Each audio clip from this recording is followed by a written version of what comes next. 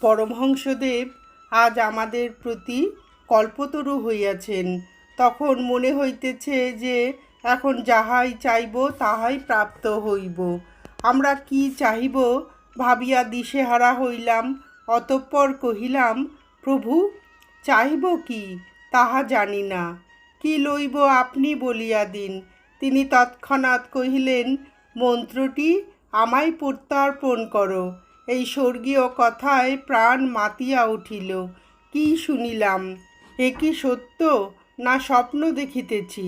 আর কাল বিলম্ব না করিয়া তাহার চরণে মস্তক অবনত করিয়া মনে মনে মন্ত্রটি পুষ্পাঞ্জলি দিলাম।